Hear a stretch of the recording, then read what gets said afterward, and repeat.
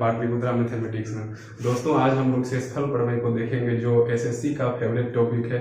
आप एसएससी के प्री में एक क्वेश्चन इसे देख ही सकते हैं और रेलवे में इसका छोटा छोटा सा प्रश्न पूछा जाता है जो कि एसएससी में लैंग्वेज बेस्ड होता है।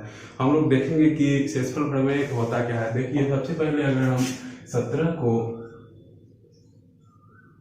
5 से अगर भाग करते हैं तो 5 दिया 15, तो ये क्या आता है शेषफल हमारा 2 आता है।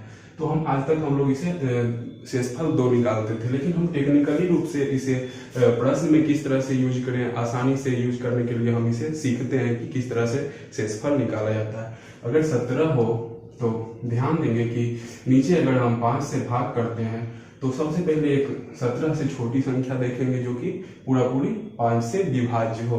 तो क्या है 15 है, तो 15 कितना छोटा है 17 से, तो 2 है। तो हमारा एक शेषफल क्या हो जाएगा +2। अब हम ध्यान देंगे कि 17 से एक बड़ी संख्या जो कि 5 से पूरा पूरी विभाज्य हो, तो वो क्या है, वो 20 है। तो 20 है तो 20 कितना छोटा बड़ा है इससे, तो 17 से 3 बड़ा है, तो यहाँ पे -3 हो जाएगा शेषफल। तो हम लोग ध्यान देंगे ये जो 2 है और ये 3 है, हमारा 2 शेषफल आ रहा है। टेक्निकली रूप से हम यहाँ 2 शेषफल निकाल रहे हैं, एक प्लस में आ रहा है और एक माइनस में आ रहा है, लेकिन जब हम इसका आंसर देंगे तो उसे हम फाइनली रूप से प्लस में देंगे। देखते हैं एक और, अगर हम यहाँ पे 21 लेते हैं और उसे हम 4 से भाग करते हैं तो क्या करेंगे, सबसे पहले हम 21 से छोटी संख्या देखेंगे जो 4 से पूरा विभाज्य हो। तो वो क्या है 20 है, तो 20 5 बार में हो रहा है, तो 20 जो है तो कितना छोटा है, तो 1 छोटा है, तो प्लस रिमाइंडर हमारा शेषफल कितना हो जाएगा, 1 हो जाएगा। उसी तरह से अब हम क्या करेंगे, एक बड़ी संख्या लेंगे 21 से जो 4 से पूरी पूरी विभाज्य हो, तो 4 से 1 क्या हो जाएगा 24 हो जाएगा। तो 24 21 से कितना बड़ा है, तो 3, तो ये क्या हो जाएगा -3 हो जाएगा। तो प्लस में भी हमारा शेषफल आ रहा है और माइनस में भी शेषफल आ रहा है। टेक्निकली रूप से 2 शेषफल आ रहा है, प्रश्न में हम इसका यूज करेंगे, प्लस का भी कर सकते हैं माइनस का भी कर सकते हैं, लेकिन फाइनल आंसर जब भी देंगे हम तो उसे क्या करेंगे, प्लस में आंसर देंगे। एक और हम एग्जाम्पल देख लेते हैं। अगर हमारे पास 17 है और नीचे 4 है तो 17 से एक छोटी संख्या देखते हैं हम। 17 से एक छोटी संख्या जो 4 से पूरा विभाज्य हो, तो वो क्या है 16 है। तो 16 से कितना छोटा है 17 से, 1, तो शेषफल हमारा क्या हो जाएगा +1। अब देखेंगे कि 17 से एक बड़ी संख्या जो कि 4 से पूरा विभाज्य हो, तो वो क्या होगा 20 है। तो 20 हमारा 17 से कितना बड़ा है, तो 3 बड़ा है, तो -3 हो जाएगा। तो यहाँ भी प्लस भी आ रहा है और माइनस भी आ रहा है। टेक्निकली रूप से प्लस और माइनस दोनों आ रहा है, हम प्लस का भी यूज कर सकते हैं और माइनस का भी यूज कर सकते हैं, लेकिन जब फाइनल आंसर जब हम करेंगे तो हमारा क्या होगा, आंसर प्लस में ही आना चाहिए। एक चीज हम गौर करेंगे कि ये जो हमारा हर है जिससे हम भाग कर रहे हैं और ऊपर जो शेषफल आ रहा है, दोनों का सम, दोनों को जब हम जोड़ते हैं, जब हम दोनों को जोड़ते हैं 1 और 3 को, साइन पे ध्यान नहीं देना, जब 1 और 3 को यहाँ भी जोड़ रहे हैं तो हमारा जिससे हर जो आ रहा है, दोनों को जोड़ने के बाद 3 + 1 4 आ रहा है। यहाँ 2 + 3 हमारा साइन हर आ जा रहा है। यहाँ भी हम ध्यान देंगे कि 1 + 3 हमारा क्या आ रहा है, हर जो है आ जा रहा है। तो अगर हमारे पास प्लस वाला रिमाइंडर, प्लस वाला शेषफल दे और हर दे, तो हम क्या माइनस वाला निकाल सकते हैं, आसानी से निकाल सकते हैं। 5 - 2 कर देंगे तो 3 आ जाएगा। अगर हमारे पास माइनस वाला शेषफल हो तो हम प्लस वाला निकाल सकते हैं, 5 - 3 करके 2 निकाल सकते हैं। इससे हमें ये समझ में आ गया कि आप प्लस का यूज कीजिए या माइनस का यूज कीजिए। अगर हमारे पास हर है और प्लस है तो माइनस वाला रिमाइंडर निकाल सकते हैं, और हमारे पास हर है और माइनस है तो प्लस वाला रिमाइंडर निकाल सकते हैं। दोस्तों अब हम थोड़े से आगे बढ़ते हैं और चीजें को अच्छी तरह से समझते हैं। आइए दोस्तों देखते हैं हम लोग अब प्लस और माइनस का किस तरह से यूज करते हैं इसमें से, और सवाल हमारा कैसा कैसा आता है।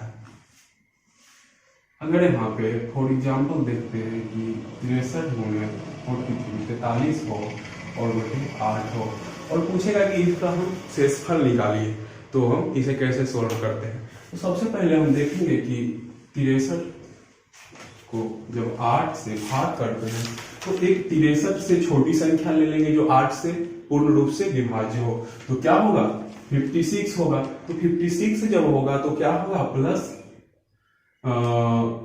तो कितना छोटा है 56 63 से, तो 7 छोटा है, तो हमारा शेषफल क्या हो जाएगा +7 हो जाएगा। उसी तरह से हम एक बड़ी संख्या लेंगे 63 से, जो 8 से पूरा पूरी विभाज्य हो, तो ये क्या हो जाएगा 64 हो जाएगा। तो कितना छोटा है, तो एक शेषफल हमारा -1 हो जाएगा, -1। अब एक चीज को देख लिए। अब उसी तरह से हम यहाँ 43 को लेते हैं, 43/8 करते हैं। जब 43/8 करते हैं तो एक 43 से छोटी संख्या लेंगे, 40 है जो 8 से पूरा पूरी विभाज्य है, तो कितना शेषफल होगा +3 होगा। और एक 43 से बड़ी संख्या लेंगे तो कितना शेषफल होगा, क्या होगा 48। तो 48 कितना है बड़ा, 5 बड़ा है, तो -5 हो जाएगा हमारा शेषफल। तो हमारे पास प्लस भी है और माइनस भी है, और यहाँ भी प्लस भी है माइनस भी है, और इसका दोनों का योग क्या है, हमारे जिससे हर है उसके बराबर है। 3 + 5 8 और 7 + 1 8 है। तो अब हम प्रश्न में आते हैं, अगर हम यहाँ पे प्लस को लेते हैं शेषफल 7, ठीक है, उसके बाद हम यहाँ पे 43 में से फिर प्लस को लेते हैं 3, और बटे क्या है 8 है। तो इसको हम क्या करेंगे, अगर यहाँ पे सवाल में गुना होगा तो गुना कर देंगे शेषफल में, अगर माइनस होगा तो माइनस कर देंगे, प्लस होगा तो प्लस कर देंगे। तो यहाँ पे गुना है, तो 7 × 21, तो क्या 21 हमारा जिससे हम भाग करते हैं उससे बड़ा हमारा शेषफल होगा, नहीं कभी नहीं होगा। तो फिर एक बार हम क्या करेंगे और भाग कर देंगे, तो 8 × 16, तो डायरेक्ट हमको समझ में आ रहा है कि ये प्लस में हमारा 5 शेषफल है, तो यहाँ पे क्या हो जाएगा शेषफल 5 हो जाएगा। उसी तरह से अब हम लोग एक बार और ध्यान देंगे कि इस बार हम क्या करते हैं माइनस ले लेते हैं और -5 ले लेते हैं। यहाँ पे देखिए 63 × 43/8, एक बार शेषफल हम क्या करते हैं माइनस लेते हैं, यहाँ पे माइनस ले रहे हैं, फिर इधर आकर के हम फिर इधर वाला भी माइनस ले रहे हैं, और हमारा क्या है गुना है, तो दोनों में से हम क्या कर देंगे गुना कर देंगे। तो क्या होगा -1 × -5, तो +5 हो जाएगा। डायरेक्ट हमारा शेषफल 5 आ गया। तो अब एक बार तो प्लस ले लिए 7 और 2, 7 और 3 प्लस ले लिए, एक बार माइनस ले लिए, एक बार क्या करते हैं प्लस और माइनस लेकर के देखते हैं। यहाँ पे 63 लेते हैं, गुने 43 करते हैं, /8 करते हैं। तो एक बार हम क्या करते हैं, ये जो माइनस हमारा शेषफल आया -1 करके लेते हैं। अब ये क्या आया है माइनस, इस बार क्या यहाँ माइनस लिए, यहाँ पे क्या करेंगे +3 ले लेंगे एक बार, तो 43 का +3 लेते हैं। तो जब यहाँ पे गुना है तो गुना करेंगे, -1 गुने +3, तो क्या हो जाएगा -3 हो जाएगा। तो क्या माइनस में हम आंसर दे सकते हैं, कभी नहीं माइनस में आंसर देंगे। जब माइनस होगा तो हम क्या करेंगे, जो 8 है उसमें से 8 - 3 कर देंगे, तो क्या हो जाएगा 5 हो जाएगा। दोस्तों एक चीज हम देखते हैं कि हम यहाँ पे प्लस लिए माइनस लिए, यहाँ पे दोनों तरफ प्लस ले लिए 7 और +3 ले लिए, यहाँ पे 7 और 3 प्लस में लिए हैं, यहाँ पे क्या किए हैं माइनस एक बार लिए हैं, यहाँ माइनस प्लस एक बार लिए हैं। हर जगह हमारा शेषफल क्या है 5 है, 5 है, 5 है। आंसर में कोई तरह का परेशानी नहीं, सेम आंसर आएगा। ये डिपेंड आपको करता है, आप पे करता है कि आप कौन सा आपको आसान लगे। कैलकुलेशन जैसे आसान हो आप वैसे कीजिए, बस ध्यान दीजिए कि हम आंसर को प्लस में लाएं और आंसर हमारा सेम ही होगा। अब आपको यकीन हो गया होगा कि या तो हम प्लस लें या माइनस लें, शेषफल हमारा आंसर हमारा सेम ही आएगा। कुछ सवाल को देख लेते हैं। हमारा सवाल होगा कि 37 × 49/6 है, तो पहले हम 37 को 6 से भाग करते हैं। तो इसके आसपास क्या है, हम ध्यान देंगे कि यहाँ पे प्लस जो आसान होगा, जो सबसे ज्यादा नजदीक होगा, या तो 37 से बड़ा हो या छोटा हो। बड़ा होगा तो माइनस में रिमाइंडेड आएगा, छोटा होगा तो प्लस में रिमाइंडेड आएगा। तो 6 × 36 है, तो यहाँ पे रिमाइंडेड क्या हो जाएगा +1 हो जाएगा। अब देखिएगा कि यहाँ पे 48 49 है, तो इसके पास 49 के आसपास क्या है, ये 6 से पूर्ण रूप से विभाज्य है, तो 48 है, तो 6 है 48, तो +1। तो यहाँ पे दोनों तरफ प्लस गुने प्लस होगा, तो क्या हो जाएगा 1 × 1 1, यही हमारा क्या हो जाएगा शेषफल हो जाएगा। इसी तरह से हम इस सवाल में देखते हैं दोस्तों कि 98 है, तो 98 के पास क्या है, तो जो 11 से पूर्णतः विभाज्य है, तो 99 है, जस्ट नजदीक है। तो 99 अगर हम इसको करते हैं तो कितना बड़ा है, 1 बड़ा है, तो यहाँ शेषफल क्या हो जाएगा -1 हो जाएगा। जो हमारे कैलकुलेशन के अनुसार आसान लगेगा वही हम यूज करेंगे। उसके बाद यहाँ पे क्या है 24 है, तो 24 में से 24 के आसपास सबसे आसान क्या है, जो 11 से विभाज्य हो पूर्ण रूप से, तो वो क्या है 22 है। तो 22 है तो +2 यहाँ हो जाएगा रिमाइंडर शेषफल हमारा। तो -1 गुने +2 -2 हो जाएगा, और -2 हो जाएगा तो क्या माइनस में हम आंसर देंगे? नहीं देंगे। तो इसको प्लस में लाने के लिए क्या करेंगे? हर से -2 कर देंगे, 11 - 2 9, और यही क्या हो जाएगा? इसका शेषफल हो जाएगा। जैसे दोस्तों ध्यान देना है कि जो हमारे कैलकुलेशन को आसान करे, अगर प्लस हमारे कैलकुलेशन को प्लस वाला रिमाइंडर आसान कर रहा है तो प्लस का यूज करेंगे, प्लस का यूज करेंगे। यहाँ पे 99 को विभाज्य पूर्ण रूप से हो रहा है तो यहाँ हम माइनस वाले का यूज करेंगे, फिर प्लस वाले का यूज करेंगे। इसी तरह से हम बस समझेंगे सवाल को और आसानी से इसे सॉल्व कर सकते हैं। प्रश्न पे जाने से पहले हम एक छोटे सी चीज पे ध्यान देंगे जो आगे जाकर के कंफ्यूजन पैदा करता है। अगर हम इस तरह से कोई एग्जांपल ले लेते हैं, 40/12 करते हैं और इसका शेषफल निकालना रहे तो हम क्या करेंगे? 40 से एक छोटा लेंगे तो क्या है वो जो 36 है, जो पूरा पूरी विभाज्य हो 12 से, तो +4 हमारा शेषफल हो जाएगा। फिर अगर हम माइनस में देखते हैं तो एक 40 से बड़ा देखते हैं तो क्या है? 48 है, तो जो 12 से पूरा पूर्ण रूप से विभाज्य है तो -8 होता है। तो हम अगर प्लस को लेते हैं तो डायरेक्ट हमारा शेषफल 4 हो जाता है। उसी तरह से हम लोग करते क्या है, जल्दीबाजी में 40/12 करते हैं और 4 से इसको क्या करते हैं? 10 बार में कैंसिल करवाते हैं, और 4 से इसको कितना करते हैं? 3 बार में, तो 10/3 करते हैं। और जब हम 3 से भाग करते हैं तो 3 या 9 और इसके पास करते हैं तो 1 हमारा शेषफल आ जाता है +1, और आंसर में हम 1 करते हैं। जबकि यहाँ पे सेम चीज का शेषफल हमारा 4 आ रहा है और यहाँ पे 1 आ रहा है, तो क्या ये आंसर सही है? बिल्कुल नहीं सही है। यहाँ पे हम ध्यान देंगे एक चीज पे कि आपने यहाँ पे 4 को जो है इससे कैंसिल करवाया, नीचे और ऊपर जो कैंसिल करवाया है उसे जो छोड़े हैं उसको छोड़ना नहीं है। यहाँ पे अगर आप कैंसिल करवाए हैं और शेषफल आपका 1 है तो उसमें से 4 को गुना कर देना है, और तब जाकर के हमारा शेषफल जो है पूर्ण रूप से सही आएगा। उसी तरह से एक और एग्जाम्पल लेते हैं, 50/12 तो 50 के नजदीक क्या होगा? 48 होगा, तो +2 हमारा शेषफल हो जाएगा। और इधर 50 के नजदीक क्या होगा? 1 ज्यादा, तो 60 होगा, 12 × 5 = 60, तो -10 हमारा हो जाएगा। तो +2 का हम शेषफल लेते हैं तो प्लस में आंसर हमारा शेषफल इसका क्या होगा? 2 होगा। और कहीं आगे जाकर के हम अगर इसे 50/12 को हम 2 से कैंसिल करवाते हैं, 2 25 और नीचे 2 6 बार में, तो 2 से अगर हम कैंसिल करवा रहे हैं तो अब इस 6 × 24 तो +1 हमारा डायरेक्ट शेषफल 1 आ रहा है, लेकिन यहाँ पे शेषफल हमारा क्या आ रहा है? 2 आ रहा है।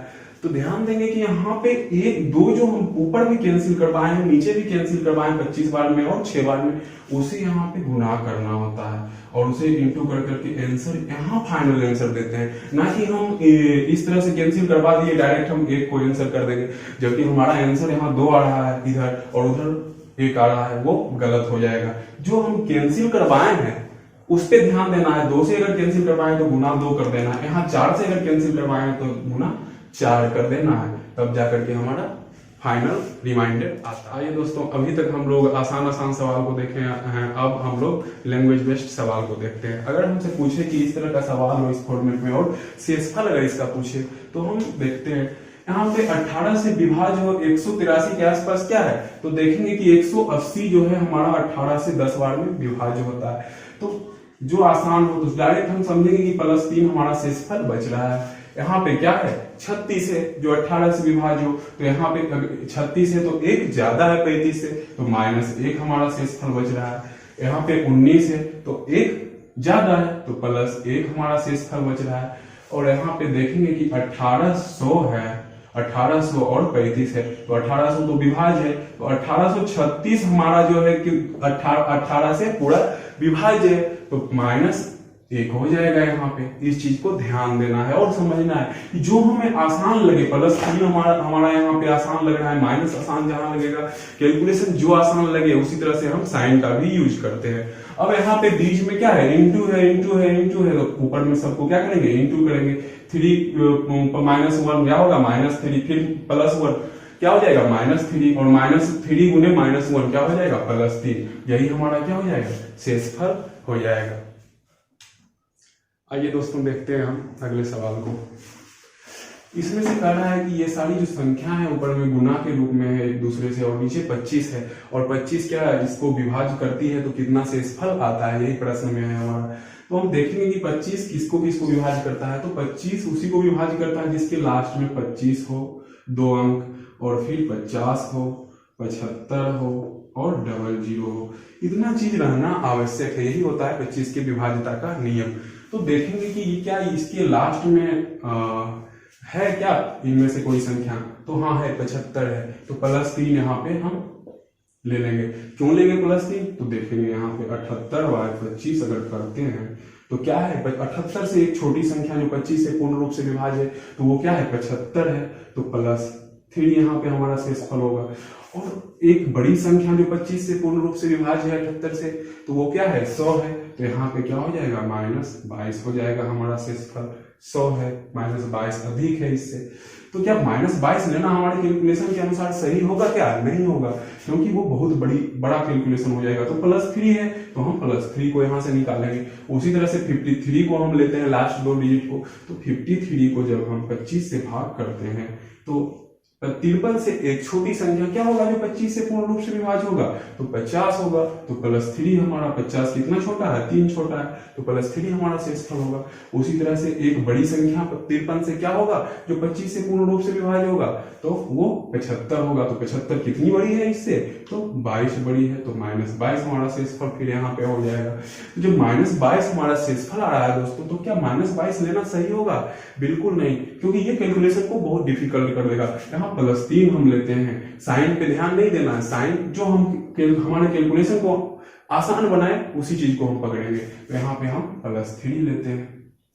आगे हम देखते हैं 98 है, तो क्या 98/25 करते हैं, तो क्या 98 के आसपास कौन सी संख्या है जो 25 से पूर्ण रूप से विभाज्य होगा, तो सबसे पहले जो है वो क्या है, 75 है, जो 25 से पूर्ण रूप से विभाज्य होगा, तो शेषफल कितना हो जाएगा, तो शेषफल हमारा यहाँ पे 23 आ रहा है, +23 आ रहा है। और जब हम इधर एक बड़ी संख्या क्या है जो 25 से पूर्ण रूप से विभाज्य है, तो वो 100 है, तो जब 100 होगा हमारा तो वो कितना बड़ा है, तो -2 बड़ा है, तो यहाँ पे शेषफल -2 है और 23 है। तो क्या -23 को लेना आसान होगा कैलकुलेशन के अनुसार, बिल्कुल नहीं, यहाँ पे -2 को लेंगे, यहाँ पे हम -2 को लेंगे। इस चीज को हम समझ रहे होंगे कि हमें प्लस लेना कब है और माइनस कब यूज करना है। तो 57 को जब हम देखते हैं तो 57/25 करते हैं तो एक क्या है, 50 है, तो 50 जब है हमारा तो +7 यहाँ पे शेषफल इसका हो जाएगा, और इधर के कितना हो जाएगा 75, तो 75 हो जाएगा, तो यहाँ पे 18 हो जाएगा, -18 हो जाएगा। तो यहाँ पे हम क्या लेंगे, +7 को लेंगे, क्योंकि कैलकुलेशन के अनुसार +7 हमारा आसान है। यहाँ पे देखेंगे 23 है, तो 23 में क्या करेंगे 25, तो 23 से छोटा जो 25 से पूर्ण रूप से विभाज्य है तो वो क्या है, 0 है, तो यहाँ प्लस में हमारा शेषफल क्या हो जाएगा, 23 हो जाएगा। और 23 से बड़ा क्या है जो 25 से पूर्ण रूप से विभाज्य है, तो 25 है, तो 25 है तो कितनी बड़ी है, -2, तो यहाँ पे भी क्या हो जाएगा, -2 हमारा शेषफल हो जाएगा, तो -2 यहाँ हो जाएगा। तो दोस्तों हम लोग ध्यान देंगे कि अब यहाँ पे इंटू है, बीच में इंटू है, तो सारे को हम क्या करेंगे, गुना कर देंगे, तो 3 × 3 करते हैं तो कितना हो जाता है, 9 दूनी 18 करेंगे, में यहाँ -2 है तो -18 हो जाएगा, और -18 जब यहाँ पे होता है इस तीनों को गुना करके, तो ये जो -18 को -2 से करेंगे तो क्या हो जाएगा, +36 हो जाएगा, और 36 को 7 से गुना करेंगे तो कितना हो जाएगा, 252 हो जाएगा, 252 हो जाएगा। तो क्या जिससे हम भाग करते हैं उससे बड़ा हमारा शेषफल कभी आता है, नहीं आता है। जब नहीं आता है तो एक बार और हम इसको भाग करेंगे 25 से, और जब हम 25 से भाग करेंगे तो साफ साफ दिख रहा है कि 250 यहाँ 52 है, +2 ज्यादा है, तो डायरेक्ट हमारा क्या हो जाएगा, शेषफल 2 हो जाएगा, और यही हमारा आंसर। दोस्तों हम लोग अगले सवाल को देखते हैं। सवाल है हम लोग का, ये फैक्टोरियल टाइप का सवाल है। सबसे पहले हम फैक्टोरियल को समझ लेते हैं। फैक्टोरियल अगर इस तरह से लिखा हुआ रहे, फैक्टोरियल को इस तरह से भी लिखते हैं या फिर इस तरह से भी लिखते हैं, और इसका मतलब होता है कि 2 × 1। फैक्टोरियल 1 का मतलब होगा इस तरह से 1 ही रहेगा, और फैक्टोरियल 3 का मतलब होगा इस तरह से भी साइन, ये साइन भी होता है फैक्टोरियल का, और ये साइन भी आपको देखने को मिलेगा। हम लोग 3 को लिखेंगे 3 × 2 × 1, उसी तरह से हम फैक्टोरियल 4 को इस साइन से भी डिनोट कर सकते हैं। उसके बाद 4 गुने 3 गुने 2 गुने 1 भी लिख सकते हैं। उसी तरह से फैक्टोरियल 5 को 5 गुने 4 गुने 3 गुने 2 गुने 1 लिख सकते हैं। फैक्टोरियल 6 को हम लोग 6 गुने 5 गुने 4 गुने 3 गुने 2 गुने 1 या फिर हम 5 फैक्टोरियल भी लिख सकते हैं, क्योंकि सेम कंडीशन है, 5 फैक्टोरियल के बराबर है 5 फैक्टोरियल। या फिर 4 फैक्टोरियल को भी हम लोग 4 गुने 3 फैक्टोरियल लिख सकते हैं। इस चीज पे ध्यान देना। तो हम 1 फैक्टोरियल का वैल्यू यहाँ पे 1 लिखते हैं। 2 फैक्टोरियल का वैल्यू हमारा क्या आता है, 2 गुने 1 2 आता है। इस चीज को ध्यान देंगे। और 3 फैक्टोरियल का वैल्यू हमारा क्या आ रहा है, 3 दूनी 6 आ रहा है। तो जब हम 1 आ रहा है तो हमारा शेषफल क्या होगा, 1 ही रहेगा। और 2 आ रहा है तो हमारा शेषफल क्या हो जाएगा, 2 हो जाएगा, क्योंकि जब 0 बार में हम लगाते हैं तो +2 हमारा शेषफल आता है। उसके बाद जब 6 है हमारा, तो 6 जब रहेगा तो 6 को जब हम 10 से भाग करते हैं तो हमारा शेषफल क्या आ रहा है, तो एक बार 0 बार में अगर इसको हम करते हैं तो हमारा क्या आता है, 6 आता है 0 के बाद। और एक अधिक करते हैं जो 10 से पूर्ण रूप से विभाज्य है तो वो 10 होगा स्वयं, तो -4 हो जाएगा। तो +6 से आसान हमारा -4 होता है। तो यहाँ पे हम क्या लेंगे, -4 लेंगे।